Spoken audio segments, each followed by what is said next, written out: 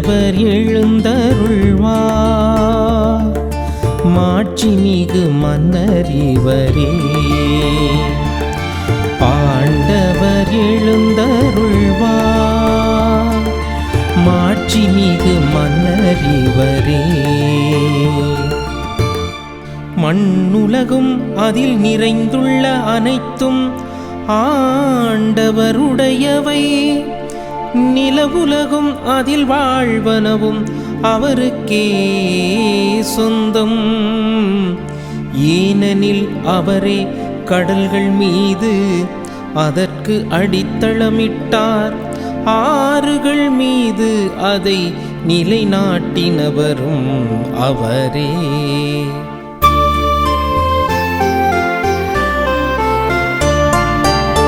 ஆண்டவர் எழுந்தருள்வார், மாட்சிமிகு மன்னர் இவரே. ஆண்டவர் எழுந்தருள்வார், மாட்சிமிகு மன்னர் இவரே. ஆண்டவரது மலையில் ஏறத் தகுதியுள்ளவர் யார்? அவரது திருத்தலத்தில் நிற்கக்கூடியவர் யார்? கரைபடாத கைகளும் மாசற்ற மனமும் உடையவர், பொய் தெய்வங்களை நோக்கி தம் உள்ளத்தை உயர்த்தாதவர்.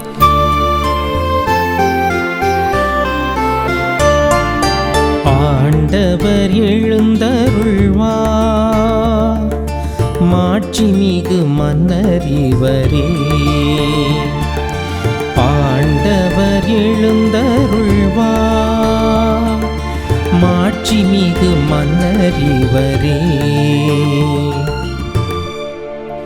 இவரே ஆண்டவரிடம் ஆசி பெறுவார், தம் மீட்பராம் கடவுளிடமிருந்து நேர்மையாளர் என தீர்ப்பு பெறுவார்.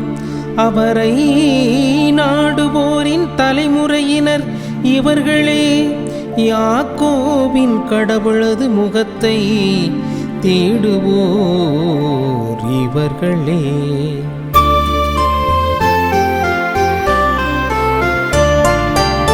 ஆண்டவர் எழுந்தருள்வார், மாட்சிமிகு மன்னர் இவரே.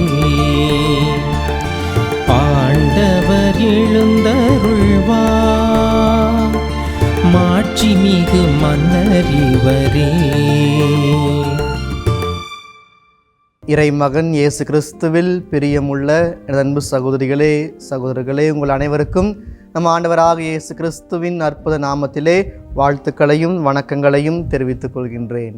இன்றைய திருப்பாடலை பற்றி என்ன சொல்லலாம் என்று சொல்லி பார்க்கிற பொழுது, கோவிலில் திருப்பவனியை சார்ந்த ஒரு திருப்பாடலாக இருக்கிறது என்று ஒரே வார்த்தையிலே சொல்லி முடித்துள்ளோம். திருப்பவனியை சார்ந்த பாடல் என்று சொல்லி, ஏன் என்று சொல்லி பார்க்கிற பொழுது, அந்த உடன்படிக்கை பேழையை தாவீது அரசர் கோவிலுக்கு கொண்டு வருகிற பொழுது பாடப்பட்ட ஒரு திருப்பாடலாக இருக்கலாம் என்று சொல்லி என்னுடைய பின்னணியை பார்த்து சொல்லுவார்கள்.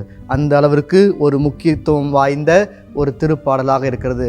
என்னுடைய பின்னணியிலே பார்க்கிற பொழுது பழைய ஏற்பாட்டிலே எதை சார்ந்து அல்லது எந்த இடத்தை இது குறிக்கிறது என்று சொல்லி பார்க்கிற பொழுது, சாமுவேல் புத்தகம் 2வது புத்தகம் 6வது அதிகாரம் 12 முதல் 19 வரை உள்ள இறை வார்த்தைகளும் இந்த திருப்பாடலும் ஓரளவுக்கு தொடர்புடைய திருப்பாடலாக இருக்கிறது என்று சொல்லுவார்கள். எனவேதான் திருப்பவனியை பவனியாக வருகிற பொழுது பாடுகிற ஒரு திருப்பாடல்.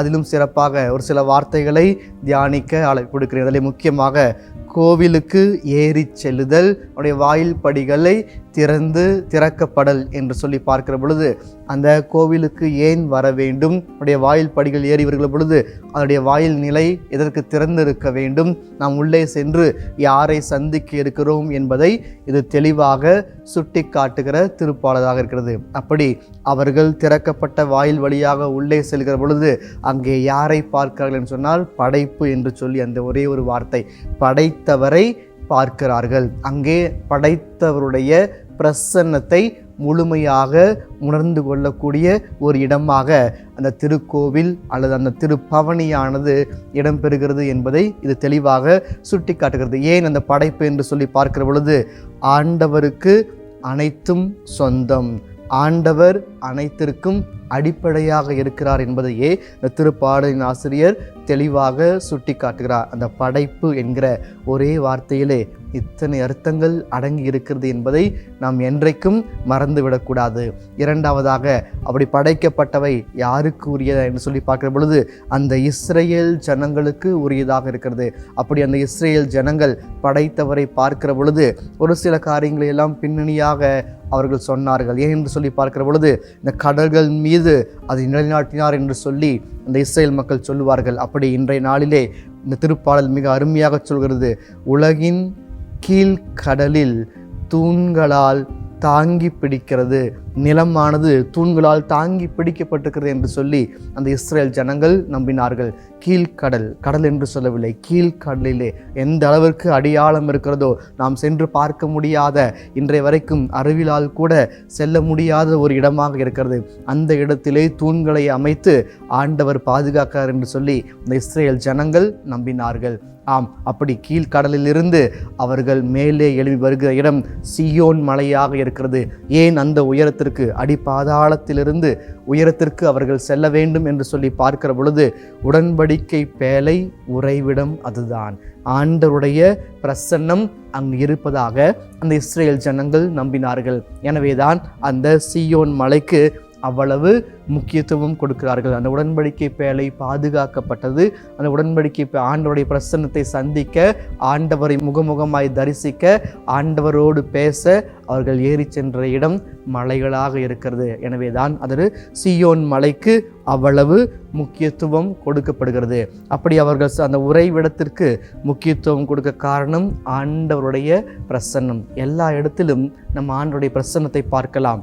இருந்த பொழுதிலும் அந்த கோவில் அல்லது உயரமான இடம் என்று சொல்கிற பொழுது உண்மையிலேயே நம்முடைய பிரசன்னத்தை உணர்கிற இடமாக, நம்முடைய உடல்கள் சிலிர்க்கிற இடமாக இருக்கிறது என்று சொன்னால் அது திருக்கோவிலாக இருக்கிறது என்பதை நாம் என்றைக்கும் மறந்துவிடக்கூடாது. அடுத்ததாக, திருவழிபாட்டில் பங்கு பெறுதல், நேரடியாக மலை மீது ஏறி செல்லுதல், வரிசையாக செல்லுதல், ஆண்டவரை புகழ்ந்து கொண்டு செல்லுதல் என்று சொல்லி இந்த திருவழிபாட்டில் பங்கெடுக்க வேண்டும் என்பதை இது சுட்டி காட்டுகிறது. எனவே தான் இஸ்ரேல் ஜனங்கள் அந்த வழிபாட்டிற்கு முக்கியத்துவம் கொடுத்தார்கள். அந்த லேவிய குருக்கள் அதை அவர்கள் சரிவர செய்தார்கள். நாமும் திருவழிபாட்டிலே அப்படி அந்த ப்ரொசஷனாக நடந்து வருகிற பொழுது, வரிசையாக நடந்து வருகிற பொழுது ஆண்டவருடைய பிரசன்னத்தை உணர்ந்து கொள்ளுகிற விதமாக நாம் ஒவ்வொன்றையும் பாடி ஜெபிக்கிறோம் என்பதை எந்த நாளிலும் நாம் மறந்துவிடக்கூடாது. மலை மீது ஏறுகிறோம் என்று சொன்னால் திருப்பிடமானது புதிய சீயோன் மலையாக இருக்கிறது என்பதை நாம் எந்த சூழ்நிலையிலும் மறந்துவிடக்கூடாது. இறுதியாக, குற்றமற்ற நிலை, கரைபடாத கைகள், மாசற்ற உள்ளம், இதுதான் ஆண்டவர் மலை மீது ஏறி செல்ல ஒரே ஒரு தகுதியாக இருக்கிறது. குற்றமற்ற நிலை, கரைபடாத கைகள். நாம் சோப் போட்டு தாராளமாக கை கழுவிக்கலாம், எது வேணாலும் செய்யலாம். ஆனால் படிந்துக்கிற கரையானது, பாவ கரையானது எந்த நாளிலும் நீங்காது. பாவத்தை அறிக்கையிட்டால் மட்டுமே அது நீங்கும். அதுதான் குற்றமற்ற நிலையாக இருக்கிறது. அப்போ நாம் குற்றங்கள் செய்வதை கொஞ்சம் கொஞ்சமாக குறைத்து கொண்டு நிறுத்திவிட வேண்டும். அப்படி நிறுத்துகிற பொழுது நாம் உண்மையிலேயே அடுத்த நிலைக்கு ஏறி வருவோம். ஆண்டவர் நம்மை உயர்த்துவார் என்பதை நாம் மறந்துவிடக்கூடாது. அந்த உடன்படிக்கை பேழையை தாவீது கொண்டு வருகிற பொழுது எந்த அளவிற்கு மகிழ்ச்சியோடு வந்தார் என்பதை சிந்தித்து பார்ப்போம். கோவிலிலே திருப்பவனியாக வருகிற பொழுது நாம் எந்த அளவிற்கு மகிழ்ச்சியோடு வருகிறோம், ஆண்டவரை சந்திக்கிறோம், ஆண்டவர் எழுந்து வர இருக்கிறார், ஆண்டவர் நம்மோடு பேச இருக்கிறார், ஆண்டவர் நம்மை ஆசீர்வதிக்கிறார் என்று சொல்லி சிந்திக்கிறோமா என்று சொல்லி நினைத்து பார்ப்போம். ஜெபம்.